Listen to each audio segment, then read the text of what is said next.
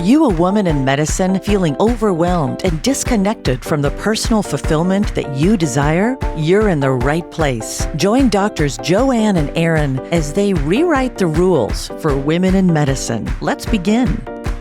Welcome back to this episode of Create Meaning in Medicine. I am so excited about the guest that Joanne and I have today. We have Dr. Andrea Matsumura here from Portland, Oregon, and she is going to talk to us all about how sleep may be a key factor in creating more meaning in medicine for you. Just to share a little bit about her, she attended medical school at the University of Texas Health Science Center in San Antonio, then moved to Portland, Oregon for her internal medicine residency. She went back to school to learn more about sleep medicine and is active in helping physicians and patients learn more about sleep and its impact. She is currently the medical director of primary care services and medical home development for Cascadia Health in Portland, Oregon, and has plans to develop sleep services. Dr. Matsumura is also a founder of the Portland Menopause Collective, and you heard from another one of those physicians on an episode from a few sessions ago, and you'll hear more from another one. And she is passionate about helping people understand more about menopause and how it is affecting our sleep. With that, thank you so much for being here and welcome to the show, Dr. Matsumura. Thank you for having me, Erin and Joanne. I'm really looking forward to this conversation. Thank you, Andrea, so much for being here. And I'll go straight to it. As you all know, hopefully, the title of our podcast is Create Meaning in Medicine. And I am very curious, given that you're an expert in sleep, is improving our sleep enough to create more meaning in medicine? And tell us your experience, maybe a story or a patient and women in medicine you've helped. Yeah, absolutely. So, sleep, what I say is our superpower. It is our hidden elixir for health, youth, everything. Because without sleep, everything else you're going to have trouble managing everything else, because that is what is our biggest restorative, physiological change in our body.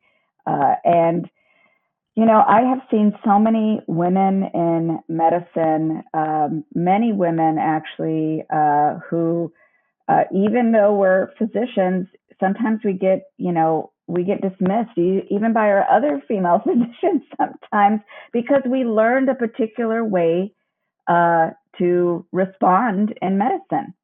So one of the stories that is just so poignant to me is a woman who was really struggling with middle of the night awakenings after she had had her children, and she was just really conditioned to waking up in the middle of the night. And she was in perimenopause, so it wasn't clear, am I in perimenopause? Is that why I'm having trouble? Have I, what's really going on? Do I suddenly have symptoms related to sleep apnea? And I can get to that later, but, women, they present differently when they have sleep apnea. But the long and the short of it is that we kind of, I say I'm peeling back all the layers of the onion whenever I see somebody who has a sleep issue. And although the person started on some hormone therapy, they were still having some issues with sleep. And that's because a lot of people don't realize that chronic insomnia is actually a comorbid condition with something else. It's not just insomnia. So once you have those symptoms of insomnia, you have insomnia and whatever was causing the insomnia in the first place. So after she started on some hormone therapy, then we got to work on helping her with the tools around treating chronic insomnia. And then she was finally able to get to sleep through the night. And it was like a whole new world opened up for her. And her perception changed about her abilities to do things during the day, to regulate during the day. And she she couldn't believe that her life had changed so much. So that's a story that I tell quite often because I see a lot of people in that same position. Physicians, people who are doing all kinds of work have this same type of presentation. I've heard you speak before, Andrea, about working with your own patients when you were doing more general internal medicine, and you found this common thread of sleep woven into, as you're talking about comorbidities, and that maybe they have type 2 diabetes and they have sleep issues, and kind of what comes first, or what do you fix first? And that led you to a very critical point mid-career, and I would love to hear about you actually rewrote the rules in your own medical career. Yeah. And I would love to hear that story for our listener because it's very inspiring. Thank you. Yeah, so I trained as an internal medicine doc, and I did all the things internal medicine because it was before there were hospitalists. So I was a hospitalist for some time, then I did outpatient. And as an internist, our bread and butter is chronic medical conditions, right? So seeing lots of heart disease, lots of arrhythmias, lots of diabetes, and at the end of every appointment, the person is also saying, "Oh, and I also have trouble sleeping." And I realized that, I felt like not only was the poor patient chasing their tail, I was kind of chasing my tail in how I practiced.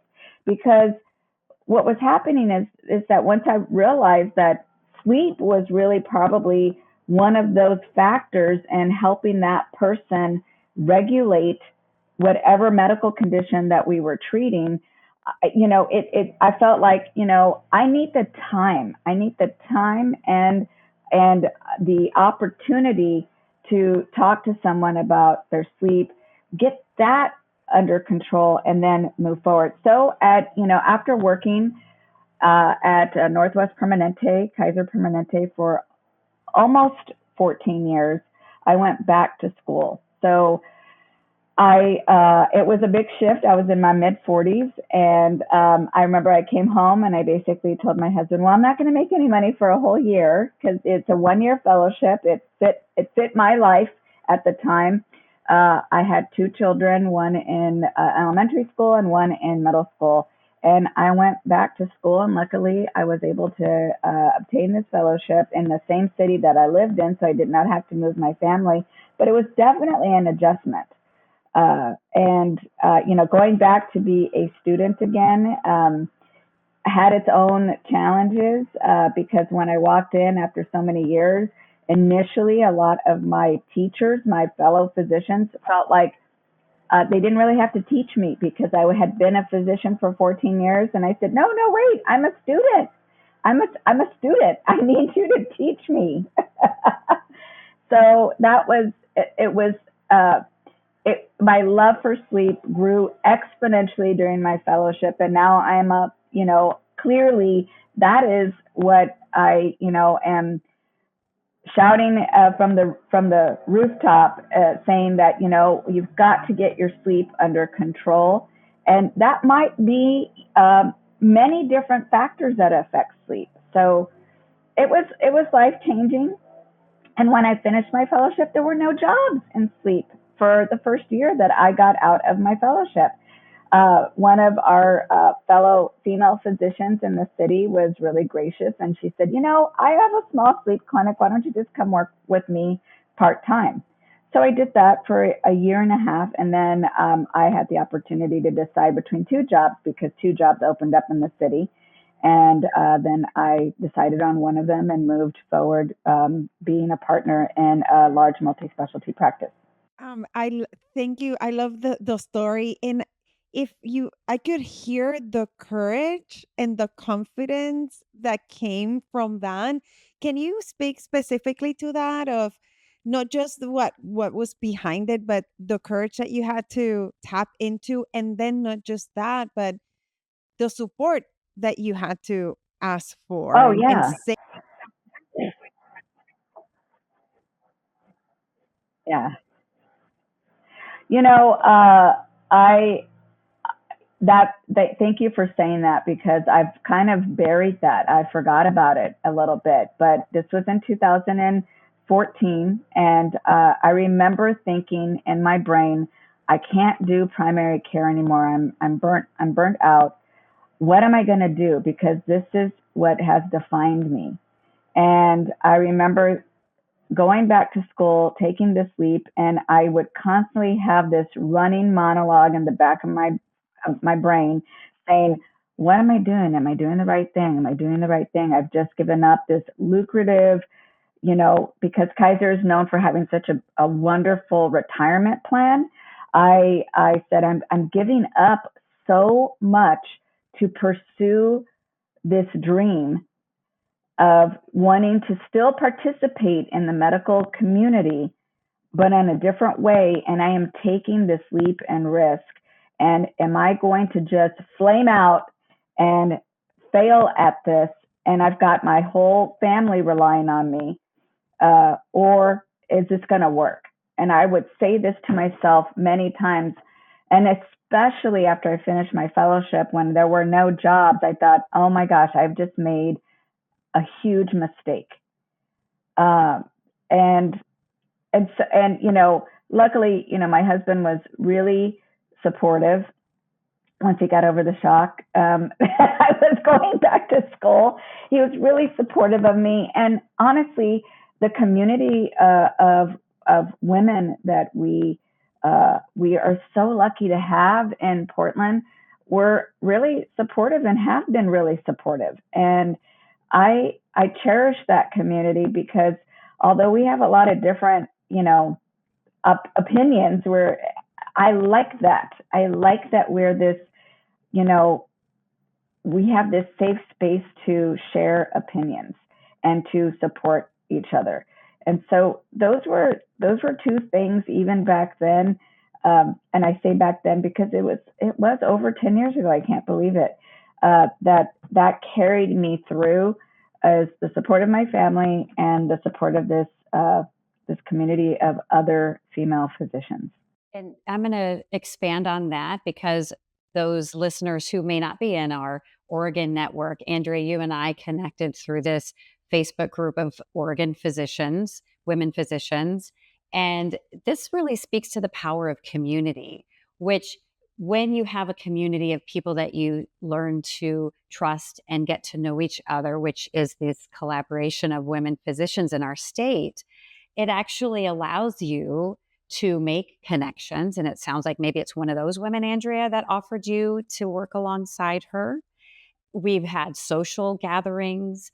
It's led to, people connecting on business opportunities.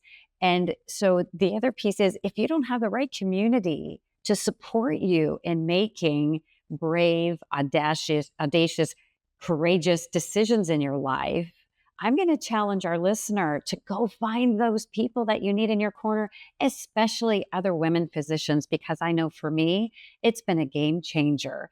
And not just for your career, but in social ways, with medical emergencies, all kinds of things. So go out there and find your community if you haven't yet, because that can lead to powerful things. And I wonder too, as we kind of talk about, maybe we'll loop back to this, Andrea, about this collective that you've helped create with other women physicians. I wonder if this community also was one of the reasons that you were able to start that.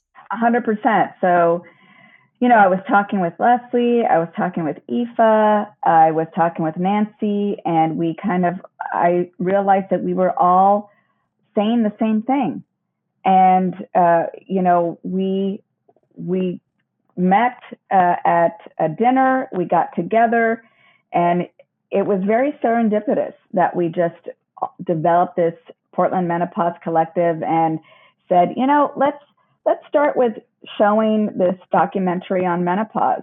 And it was sold out 2 weeks practically before we were actually going to show the documentary. And we realized that we were onto something, that our community is really hungry for learning about women's health, for elevating women's lifespan and longevity. And we have taken a stab at going forward and developing this half-day lecture called Hot Flashes and Cool Solutions, and it's March 15th in the Portland metro area, and that's in Oregon. And, it's a daunting task. Putting on a conference is tough, but we're going to do it, and each of us is going to present material all around women's health during the perimenopause and menopause stage of life, because all of our respective specialties speak to changes that occur during that time of life. And, once you're in menopause, you're always in menopause. It's not like you're postmenopausal. That's fallacy, right? You are just a menopausal woman. And we want to arm women out in the community with this information so that they can be advocates for their own health and care. So powerful. And if you haven't yet listened to our prior episode with Dr. Aoife Sullivan, she talked about menopause and her specialty in treating menopause and getting away from some of the fears we might have about hormones. And we will also be interviewing other women collaborators for the menopause conference that Dr. Andrea is talking about in the coming episodes. We can't wait. If you haven't listened to the prior one, please go back and listen. So full of just golden nuggets of wisdom. And I want to pause and just kind of reiterate the importance of the things that you said, that the courage to make big decisions. And because a lot of women in medicine, from what we hear, both Erin and I coach women in medicine, and there's so much fear when your body, your brain, like you intuitively, that you don't want to leave medicine. You just need a switch. You need to do something different. I was having this conversation just yesterday, and that you said, it's scary, I have doubt, and I'm going to take action anyways. And I am going to ask for the help that I need. I just want to say that out loud again. And then that courage and that confidence allows you to then gather. Erin and I talk a lot about community, and I love that we're building a community here. That they said, let's do something different. What do our patients and our colleagues need? And I'm raising my hand. I want to hear all about your cool solutions. I'll be at the conference for sure. That's so great. it's like my heart, I don't know, my heart gets happy when I hear, because there's so much that we can do. Medicine feels very linear, and it's not. We can make it something different, and I feel proud for you and the role modeling that you're doing for the rest of us, of following your dreams. You have an idea to do something different, why not? And it is scary because, like you said, sometimes you have to leave something that feels very comfortable, that's good, to really get onto your dreams and that bigger thing, even without knowing how it's going to be. And it's so neat to talk with you, like you said, 10 years after, and that you're doing so many great things and helping so many people. And I am also individually very interested. As a psychiatrist, I deal with sleep problems all the time. I would say almost every patient of mine, and a lot of my coaching clients as well. And I say something something very similar to what you're saying, of when you're not sleeping well, everything else will get worse. And it's, yes, we have medicines, but it's not that. And I always start with, tell me about your nighttime routine and tell me about your morning routine. And they, sometimes they look at me like, no, don't you have an easy fix? I'm like, no, but let's try some things first. And I love the education. And like you said, we don't always have time for that as physicians, but how important it is, and how it's the foundation for our health. I mean, you've had so many nuggets of what you said, and how important it is, and that it's our superpower. I was like, yes, I love that. Um, so so and I love hearing you talk about it with a lot of hope, because as you probably experiencing, having this be your specialty, that a lot of patients come in saying, no, you don't get it. I had someone very recently said, I can spend months just sleeping 30 minutes. I'm like, that's not sustainable with life. What's going on?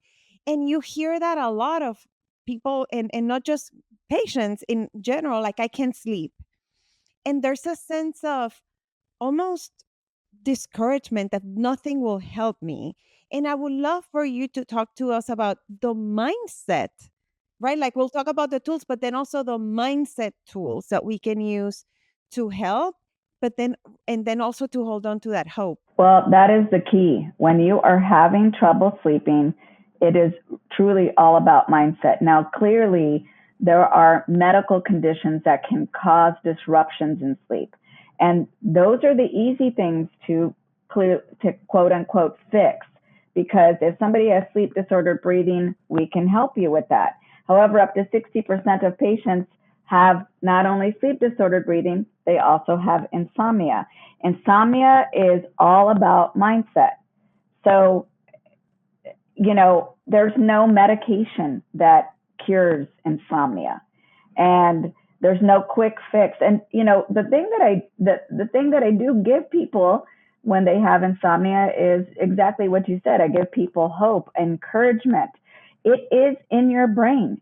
We are creatures that need to eat. We go to the bathroom. We need to sleep. Sleep is one of those foundational pieces that our bodies have to have in order to continue moving forward. And so it's buried in that brain. It's buried in your brain on how you get yourself to sleep and stay asleep. It just kind of got derailed, so to speak. So I always say that your brain just learned a new neurological pathway, and now it just kind of it sunsetted or it kind of like a train, how a train moves. It's on a path on one particular set of tracks, and then all of a sudden it has to move to a different set of tracks. That's what our brains do when we have chronic insomnia. And once we figure out what that trigger was to move into this episode of insomnia, then we can start to treat that insomnia. And so there is cognitive behavioral therapy specific to insomnia. It is the only successful treatment.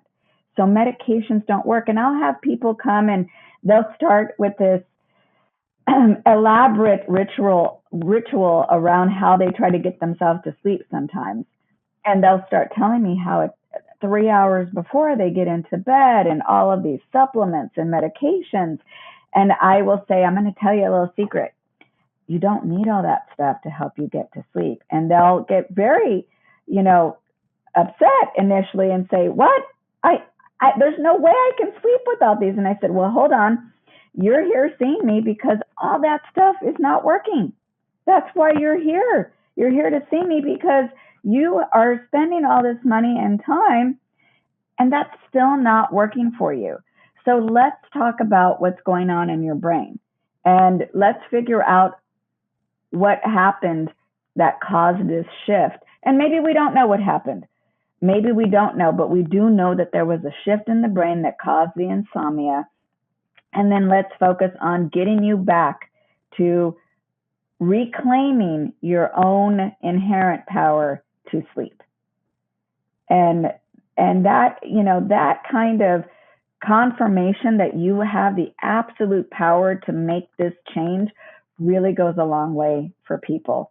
And I've had so many people literally come to tears in my office when I see them in follow-up and say, those words of empowerment, those words of encouragement were really what I needed, because I had felt like I'd lost all hope and that I was just destined for feeling miserable every single day. And I want to expand on that a little bit, Andrea, because so much these days people want a quick fix, and especially women in medicine, as Joanne was saying, we both coach women in medicine, and they have so little time. They're caring for so many people, not just their patients, but their family and oftentimes extended family. And they just feel like they need or they want that quick fix. How do you help specifically for women in medicine with such demanding careers and such limited, not just time, but energy and capacity and bandwidth, break through to say, you know what, for the future you, how can you break through to say, we really need to start working on this now and put the investment? Yeah, that is that is one of the key things that I bring up is that, what would you be telling your own patient? So you're the patient today. Would you be telling the patient that we're just going to try and figure this out, and it's only going to take a week to get this done? The other piece that I often will say to everyone, and especially people who are in busy careers and women physicians who literally there are hidden superheroes all over, because we have demanding career, we often have family, we often are taking care of other people in our family, and they may have had this issue for a decade. And I'll say, putting in that investment of 3 to 6 months of resetting your sleep and learning the tools is going to set you up for the next decades of life. And the analogy is medical school. Like, we love our careers, or we've invested this time and you made it. Whether or not maybe you are not loving your career right now, you walked through those rings of fire. You made it. You're a practicing physician. That is gigantic. You can do this. You can do this over the next 3 to 6 months to set yourself up for success for the rest of the decades to come. And then you also have the tools in your back pocket should your body decide, I'm going to slide back a little bit and go back to that insomnia, because that's what our bodies like to do. It's just like a muscle, right? If we're not lifting the weight consistently, we're not going to be building the muscle. And the minute we stop lifting weights, the muscle that we gained goes away. Well, our brain is just another muscle in the body. And, we have to train it. We have to keep it healthy, just like every other organ in our body. This is so good. For those of us who are a little bit on the older side, who trained before the hour rules, I think that we wear a badge of honor of, like, remember those days when we worked 40 hours in a row and, like, no sleep. And then we did it again 3 days later. And it's like we have this sense of, like, oh, we're special. Like, no, you don't get it. Like, my brain works different. I don't need that much sleep. And I've shared here before that I like to work out in the mornings, and I used to sacrifice the sleep to wake up early to work out. And I remember this was a while back, and I know you talk about this too, that I was trying to lose some weight, and I wasn't. And I was like, I'm eating healthy, I'm working out, and I had someone, this was over a decade ago. I had someone say, maybe you don't need to work out. Maybe you just need to sleep more. And I was like, what do you mean? No, don't think. And I've worked on it, and now it's the total opposite. I totally protect my sleep over anything else. But like you said, it took almost a year for me to be, it didn't take a year to change it, but it took a year for me to get to the point where I wanted to be, that I'm sleeping a certain amount. My sleep routine is good. I'm sleeping well. Of course, we get off every so often, and our bodies let us know when we're not sleeping as well. So thank you for bringing that up, and the reminder of, yes, we can do hard things, and we still need our full sleep, and the I cannot pronounce that word, the restoration that we get, the restorative. Yeah. I was just going to say it's so true, because we pride ourselves. Actually, our society itself prides itself on doing things with little sleep, going the extra mile. And there's actually studies. There are studies that show that if you get your 7 to 9 hours of sleep, you actually do more in your waking hours than when you're shorting yourself on sleep. You're not as productive. So powerful. And I think that we just are so, used to that culture, and yet we want to rewrite that culture. And medicine has been practicing in a way that's very broken, as we know, from the high rates of burnout, mental health issues, even high suicide rates amongst men and women physicians. And that's one of the reasons we want to rewrite the rules, is because just because we did it in the past, that does not apply. And it's gotten so much more complicated these days. And the stressors these days, it's time that we kind of shake the world up and say, okay, no more. It really needs to be different. 100%. I was just going to say, I actually say that all the time. Just because everyone is doing it does not mean it's okay or it's the right way. So true for so many things. And I wonder, even though it may take 3 to 6 months to do the real fix, are there any tools that can help somebody get a little glimpse of what they might be missing out on? 1 or 2 little mini strategies that our listener might be able to say, let me give this a try to boost my hope if I just can't see myself investing 3 to 6 months or getting to the sleep specialist right away? Yeah, so the first thing, and, when you really get down to it, most people do not go to bed at the same time and wake up at the same time. They tend to make up for lack of sleep on certain days, and they don't even realize that they're doing it because this routine is so embedded. So one little tip is be really rigid about your bedtime and your wake time, because at some point your brain is going to say, oh, I get it. This is my sleep opportunity, and this is all the time that you're giving me. I get a little metaphysical and say, your mind needs to tell your brain to get to work. So your brain, again, is just another organ, and your mind needs to tell your brain that this is how we're going to harness our sleep. So the first tip is same bedtime, same wake time. Develop a relaxing routine to help yourself get to sleep. That does not mean it has to be elaborate. It does not have to be long, but it is a routine. Just like our body gives us those cues when it's time to eat, when we have to go to the bathroom, our drive for sex, all of these things. We also have that drive for sleep, but we have ignored it. And as women physicians in general, we were told to bury that drive because you had to be awake. I too trained before there were any regulation of hours, and you just had to ignore it. So you buried that cue, and you have to revive it and say, it is still actually in your brain. There is a cue for you to go to sleep, but we have ignored it for so long that we're not listening to it anymore. So that's the second tip is kind of listen to your body, listen to your brain. Your body is telling you things that we have ignored for quite a bit.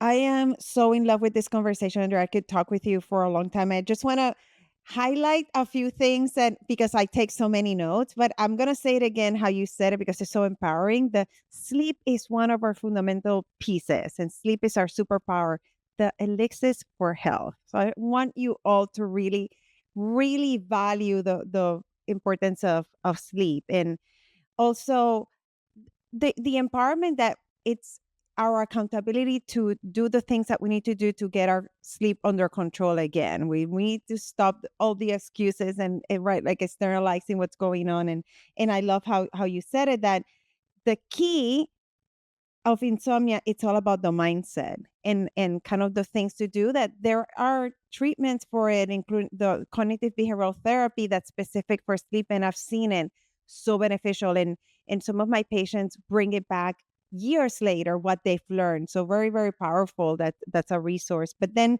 hands-on things that we need to do right now is really keep that schedule. I love that, the same bedtime. And I know some of my friends make fun of me because if I go out on the weekends, I'm like, it's past my bedtime, I have to go home. and then also I love how, because this is so important for women in medicine, we've lost the connection to our bodies in so many cues, and what a beautiful reminder that we have it in us to revive the cue for sleep, which is our foundation. And I wanted to ask you, I know that there's so much that we can talk about sleep, but is there something that we didn't ask you that you would want us to know? And then of course we really want to tell the audience where to find you. Yeah, absolutely. I mean, there's so much that I could talk about right now. I I would say that there's this wave clearly that for women who are menopausal to figure out whether or not hormone therapy is right for them. And certainly that is so key and important. And it may not be the entire fix for sleep. And that's one of the things I want to say to folks is that if you're still having trouble with sleep, see somebody about your sleep issues after you've already tried, hormone therapy. That's one tip I wanted to give people is that, it's not going to be the end all and be all sometimes for your sleep issues.